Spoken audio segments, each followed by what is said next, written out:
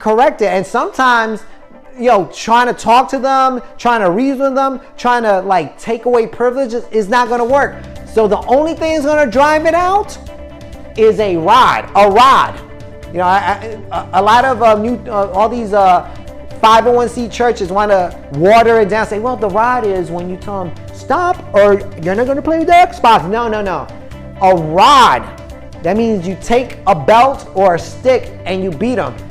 If after you did the other steps, you try to talk, you try to dialogue, you took away things and they still persist, it's time for a rod. That's what the Bible, it says, what would the rod do? It will drive it far from them. They'll be like, oh, I'm not going that way. It reminds me, I hear stories of parents, the kids are acting up, they're, saying nonsense. Pow, right in the mouth. Guess what? That kid never say that again. That's how it works. You don't need a 2-hour lecture. Just pop and it'll drive it out. You'll be amazed. The change. You'll be amazed how much money you would have saved in therapy and all that. Just a simple pop in the mouth would have solved. Hey, but I'ma preach the word and none of that hate gon' work. Hey, hold up. Now I don't know what you heard, but don't believe anyone that can't show you the word. Like Proverbs 22, striving to get wisdom. Like I said, my people are destroyed for lack of knowledge. We want that knowledge. We don't want to be destroyed because we have nothing. We're just believers. We believe in Jesus and we think we're good.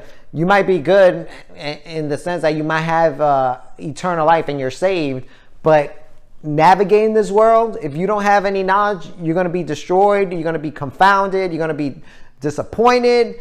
You're going to be, you might even die. Like Amos says, my people are destroyed for lack of knowledge. All right, Proverbs 22 verse 1. A good name is more desirable than great riches. To be esteemed is better than silver or gold. See, the most important thing in this world is not money, power, fame. No. The most important thing in this world that you, especially as a wise person, should have is a good name. So what is a good name? That your name is Trump? No. And, now you could, or Musk? No. A good name means when people see you, they're like, that guy, he's legit. He's the real deal. He walks the walk. He's lived a life of integrity, of honor. I respect him. I respect what he stands for. They might not even agree with you, but they'll say that right there is a good man. That right there is a man of integrity. That is more desirable. To a wise person, is more desirable than riches, than great riches. Not a little bit.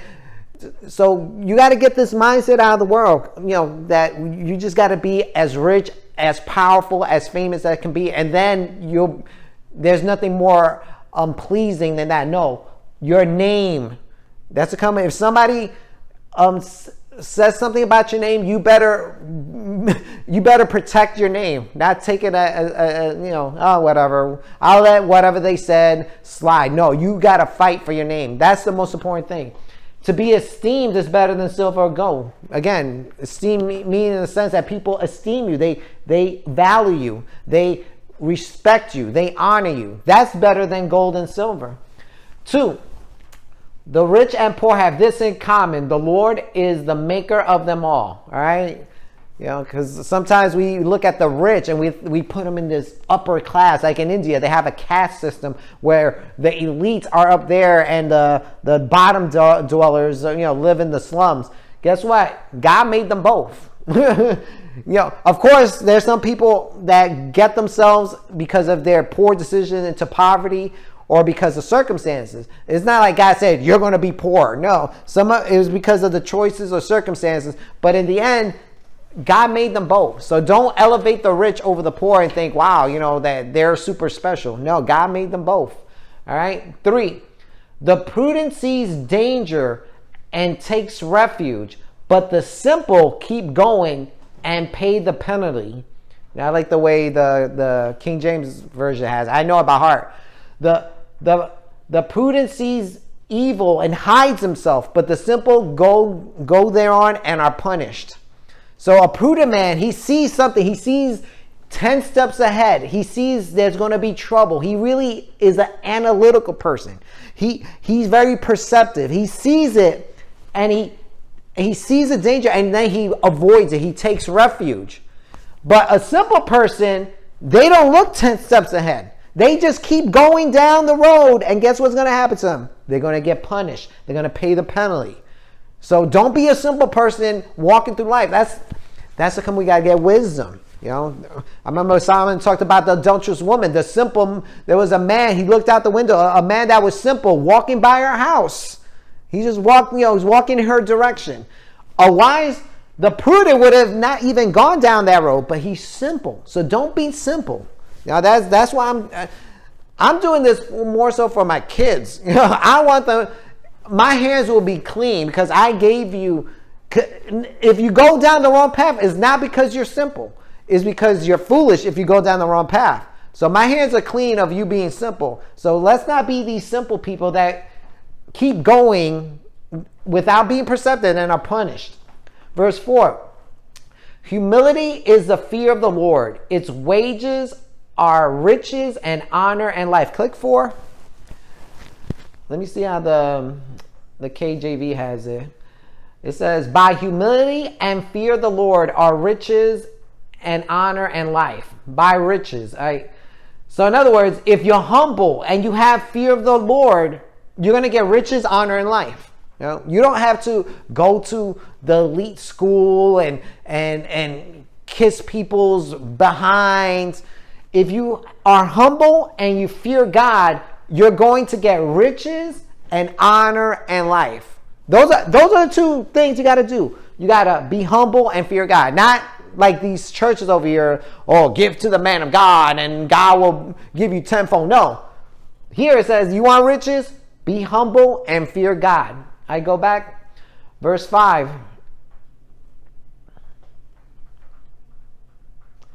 I guess click back. Verse 5. 5. In the paths of the wicked are snares and pitfalls, but those who preserve their life stay far from them. All right? See, look, a wicked person, they're going to get snared. They're going to fall into pitfalls. They're going to fall into traps. But if you're wise, but those who would preserve their life, which is, if you're wise, that's what you want to do, would stay far from them. They stay away from those people. Click on 5. Let me see how the other versions have it. Let's see. Thorns and snare are in the way of the froward or the wicked. He that doth keep his soul shall be far from them. So not only from those people, but if you keep your soul, if you're wise, you're going to stay away from those pitfalls and snares. I go back. Verse 6. Start children off on the way they should go, and even when they are old, they will not turn from it. All right? Start children off. Click on that because the King James, everybody knows this one. Any parent, any decent parent, any godly parent would know this. It says, train up a child the way he should go, and when he is old, he will not depart from it. See, a godly parent wants to train their children in the way they should go, in the right way. And when they go older, they might stray or one of them might stray, but usually they will not depart from it. That's why it's important, these Bible studies, these devotionals, these prayers. We're trying to train you because eventually you gotta do it yourself. It's like a guy that hires a personal trainer. The trainer assists them, but the trainer is going to be there for the rest of their life. They're just trying to get them into a pattern. But once the pattern is set, you're not going to keep paying that personal trainer unless you got that kind of money. Eventually, you got to let go of the trainer, and then you got to incorporate what he's done. And so it is. If you train up the child in the way he should go, if they're a wise child, they'll continue. They will not depart from it. But that's the thing. You got to train them, not just ignore them. Leave me alone. I don't got time. This is priority number 1. All right, go back 7. The rich rule over the poor, and the borrower is slave to the lender. All right. So what is the verse trying to teach us? Don't be poor. If you're poor, you're going to be a slave to the rich are going to rule over you. And look, don't ever try your best not to borrow. And the borrower is slave to the lender. As long as you have a debt, you're a slave. You know, and back in those days, they used to jack up the interest rates whenever they wanted. You know, and it can happen in this country too. You know, everybody trusts the financial system, saying, "Oh, well, I got a 3.25% mortgage." You don't know if the government say, "You know what? We're just gonna jack it up because we're in a situation." You're a slave. You need to get out of that slavery. You know, honestly, in the last 100 years, with all these banks and mortgages and car notes, people as Christians, have gotten very comfortable in thinking, well, I could get a loan and I could buy it. I could buy this car, you know, and I buy it, but you know, I'll just pay this low interest. You're about to be a slave. We got to get back into the mindset of, no, I want to pay all of it. That's the mindset. And if I can't pay that car, then maybe I got to downsize. Maybe I can't afford that car. I got to buy this $600 car because that's all I got. You know, we got to get this mindset right, you know, because one day the system might crash and you're going to be a slave for real. Verse 8, whoever sows injustice reaps calamity, and the rod they yield in fury will be broken. So whoever does wrong, whoever's not doing justice, they reap calamity, they cause chaos, you know. And the rod that they wield in fury will be broken. So all their power, the rod is their source of strength. That's the thing that they use to oppress. It's going to be broken. So don't ever be one of these guys that sow injustice. You know, just because you see some people prospering in their injustice, it's not going to last. The rod they wield in fury will be broken. They're going to be broken. They're going to be broken down. Eventually, they're going to go down. They're going to have their little season in the sun, but then they're going to be destroyed. Verse 9, the generous will themselves be blessed, for they share their food with the poor. All right? So a generous person, they're going to be blessed. And the reason why is because they share their food with the poor. When a person that's generous, you know, encounters somebody poor, they're not like, oh gosh, I don't know if I should give him this, and I know he needs it. No, they're very they're very willing to give, and that's how they're blessed. So if you ever get to a point where you could be generous, and you see somebody poor and struggling, don't ever be hesitant to say, look, do you need clothes? Do you need food? Because you will be blessed. For they share their food with the poor. Verse 10. Give me click 10. And let me go to the King James. It says this, cast out the scorner. Okay, remember, what's a scorner? A scorner is somebody that is like a mocker. A scorner is someone who says like things, but in a very detestable, demeaning way. Cast out the scorner, and contention shall go out. Or let me read the New King James. Cast out the scorner, and contention will leave. So if there's somebody just talking, running their mouth, and being malicious and derogatory, if you get them out, guess what? All of a sudden, contention will leave. They're gone. All of a sudden, this stress and contention will leave. Yes, strife and reproach will cease. The strife, the back and forth, the pointless talking, and reproach, meaning they're going to talk bad about you, it will end. But what do you got to do? When there's somebody who's a scoffer there, you got to cast them out. You got to say, you know what? You're out of here. That's the wisdom of God. Not, well, you know what? That's my husband. That's my wife. No, out. Get out. You got to say it, you know, because it's just going to cause contention. You don't want contention. I go back. Verse 11. What? One who loves a pure heart and speaks with grace will have the king for a friend. So look, if you have a pure heart and you speak with grace, you will have the king for a friend. Wow, you're going to have somebody in a position of authority. How are you going to get him? Kissing his butt, following him around, saying how wonderful he is, giving him money under the table? No. One who has a pure heart and speaks with grace. So in other words, the king will see. People are very perceptive. They'll see, what, this guy is genuine. Like I said earlier, a good name. He'll see this person with a good name. He's I want this guy around me. I know he won't backstab me. I know he won't betray me. I know he won't speak evil of me. The king will seek somebody out there. You won't have a king for a friend. The king will be receptive to you. The king will hear you out. He might skip you. He might put you in the front of the line. You are all the way in the back of the line. You'd be like, I want to hear your case. Because why? Because you have a pure heart and you speak with grace. When you talk, it's not like we just read earlier about the scoffer that they cause contention and reproach. No, you speak with grace, and that's how you'll have the king as your friend. People in authority will take heed to what you're saying. 12. The eyes of the Lord keep watch over knowledge, but he frustrates the words of the unfaithful. I click on 12. Let me go to the KJV on this one. Let's see. It says, the eyes of the Lord preserve knowledge, but he overthrows the words of the faithless.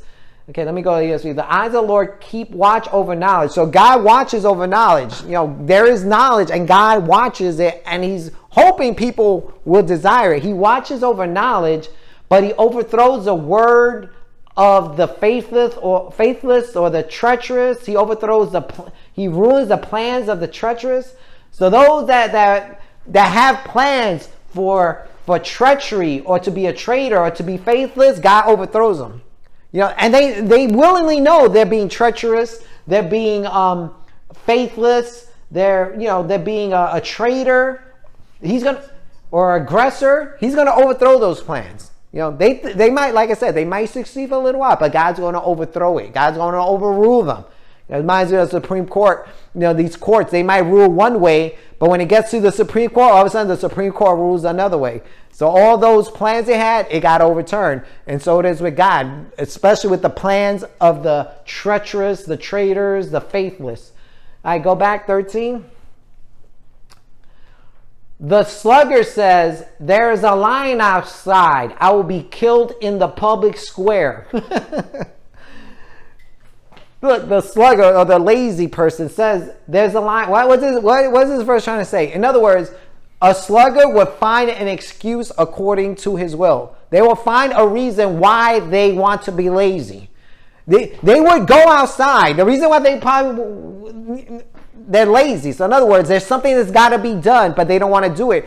And it's got to be done outside, but they'll say, well, you know what? I would like to do it, but there's a lion outside.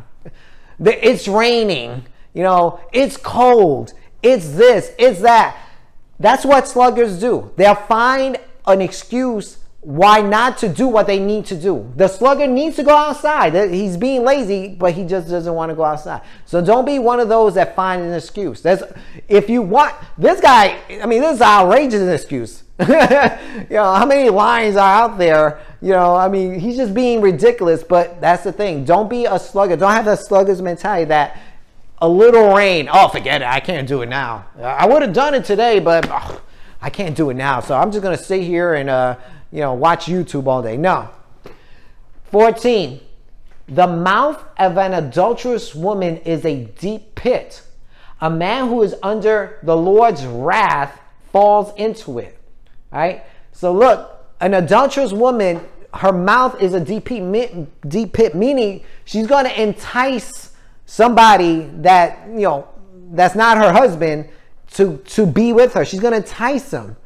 And the one who is under the Lord's wrath, he's going to fall for it. He's going to be like, oh yeah, let's do it. Your husband's not around, so let's, Why? Because he's under the Lord's wrath. And usually it's because he's foolish or he's simple.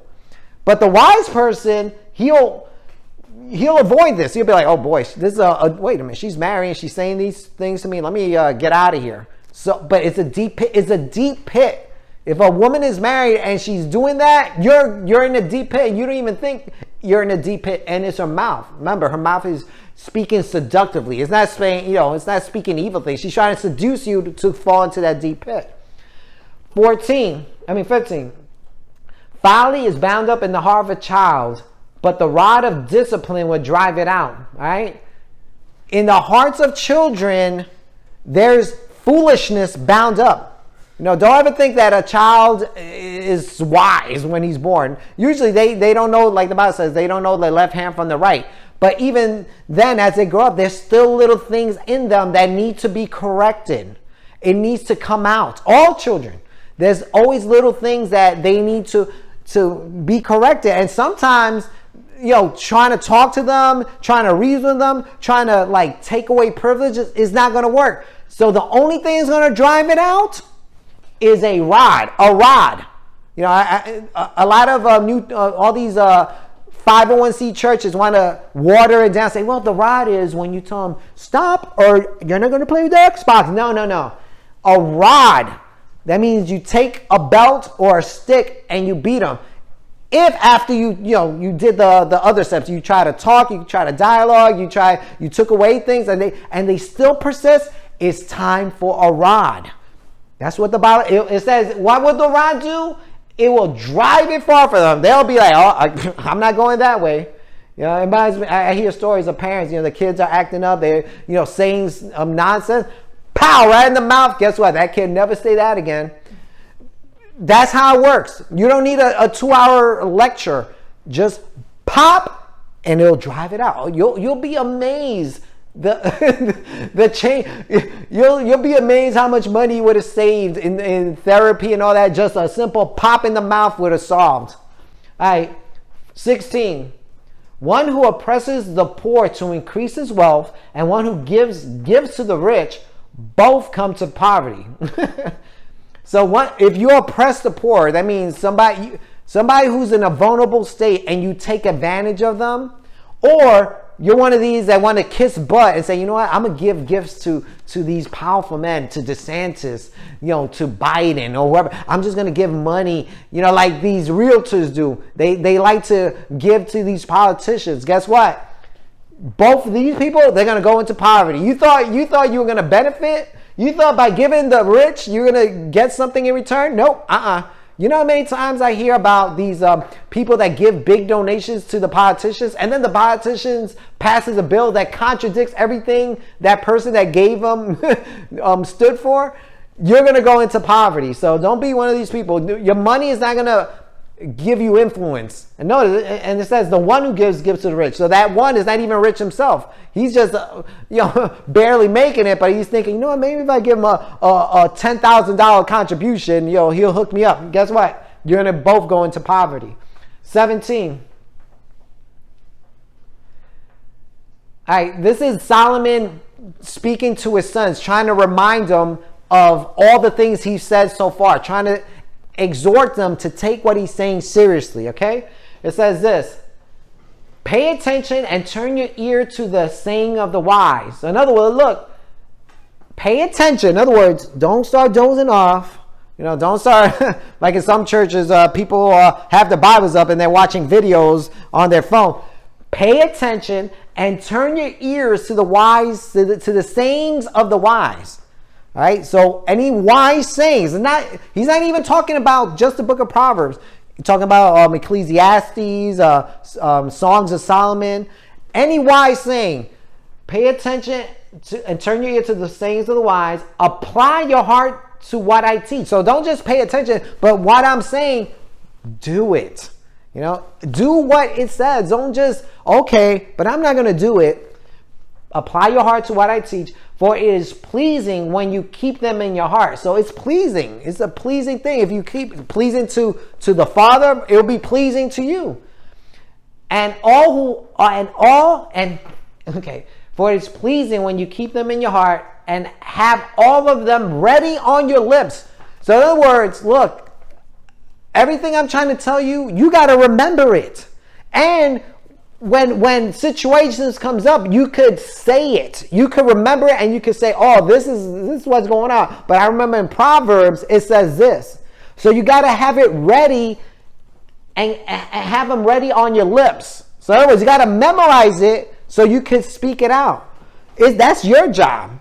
You know, that's when I go to work, I listen to especially Proverbs and you know, I mean, all the books, but especially Proverbs, because I want to keep them and have them ready on my lips. So when a situation comes up, I can say, wait a minute, the Bible says this. So now I could correct the person, because I'm not going to correct them with my philosophy or trying to reason without. I'll say Proverbs 14:2 says this. You got to have it ready on your lips. 19. So that your trust may be in the Lord, I teach you today, even you. So he's doing this so you could trust God. If you apply these things, you're really trusting God. You know, like we just read the verse before, you know, the rod of discipline drives out a child. When you smack that little kid in the butt or in the mouth or wherever, you're trusting God that I'm delivering from death. So that your trust may be in the Lord, I teach you today, even you. Have I not written 30 sayings for you? Okay, I don't want to get too deep into 30 sayings. I mean, he's given us more than 30 sayings. You know, there's a dispute whether it's 3 sayings or 30, but he's written so far 30 sayings for you, sayings of counsel and knowledge. So he's telling, look, these are counsel. I'm trying to console you and I'm trying to give you knowledge. Teaching you to be honest and to speak the truth, so that you may bring truthful reports to those you serve. Teaching you to be honest. So these sayings are teaching you to be honest and to speak the truth. Don't be a liar. Don't be deceitful. So that you may bring truthful reports to those you serve. So those that you're under, they'll see, look, this is a truthful person. Like I said, a man of integrity. That's what these parables are for. These sayings, these Proverbs, they're to get you to that point. Okay? Verse 22. Do not exploit the poor because they are poor, and do not crush the needy in court. For the Lord will take up their case and will exact life for life. So in other words, don't take advantage of people that you could easily take advantage of. They're in a down state. So I'm just gonna take his money. I'm gonna take his the little meager things, like King David did when he did with Uriah the Hittite. He took his wife.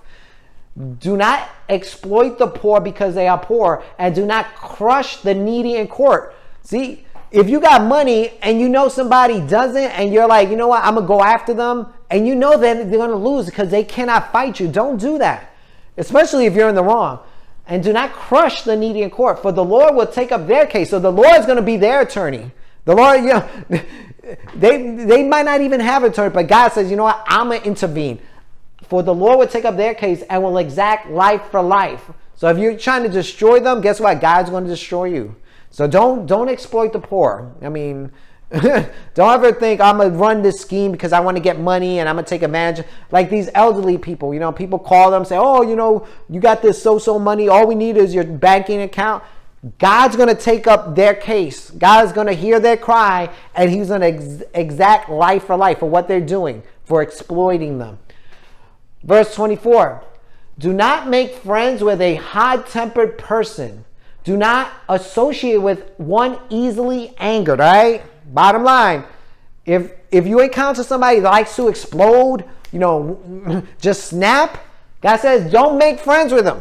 Avoid that person. Don't think he's cool. Don't look at him and say, wow, he got, or her, and say, wow, they got a lot of friends and all that. God said do not make friends with that kind of person. Why? Or you may learn their ways. Or in other words, now all of a sudden you starting to act like that. Now all of a sudden you started being loud and obnoxious and just blow up and get yourself ensnared. So now you're going to get in trouble. They're getting some trouble. Now guess what? Now your mouth is getting you in trouble because you're hot-tempered, you know, and easily angered. So stay away from those people. That's what God says. Verse 26. Do not be one who shakes hands in pledge or puts up security for debts. If you lack the means to pay, your very bed will be snatched from under you. So in other words, if somebody comes up to you and say, look, I just need you to help me out. I need like a loan. Don't do it. I don't care who they are. Do not be one who shakes hand in a pledge. Don't say, okay, I'll back you up. I'll tell the bank I'll pay for. I'll pull out a $10,000 loan so you could get this. Don't do it, or put up security for debts. If you lack the means to pay. So in other words, you said you told the bank you'll pay back the $10,000. You didn't even have $10,000. Guess what? The bank, your very bed will be snatched from under you. So don't do it. Don't do pledges. One thing in the book of Proverbs we're getting understanding is pledges are bad. Don't do it. Avoid it. Don't hear somebody's case and say, you know what? I think they're gonna make. I think they could pay me back. Say no. Say no. Don't get enticed. And it's usually enticed because you have a kind heart, but your kind heart is gonna get you in trouble. All right, verse 28. Do not move an ancient boundary stone set up by your ancestors. All right. So, okay, this is talking about in Israel, people had an inheritance and they used to set up stones around their inheritance. And what some people used to do was take up those stones and like shift it a little so they could say, oh, this is my property now. They used to pick it up and move it, and make their inheritance shorter. God says, don't do that. So do not move an ancient boundary stone. So how do we apply this to us? If it's not talking about just houses, but it's talking about if somebody has a possession or an authority, don't try to undermine them or take away from their authority. Respect their authority. That's the authority that's been set up. So don't be like, well, you know what, maybe I'll do this, I'll take away this, and then all of a sudden they're powerless. Don't do that. All right, 29. I think this is the last verse, right? Do you see someone skilled in their work? They will serve before kings. They will not serve before officials of low rank.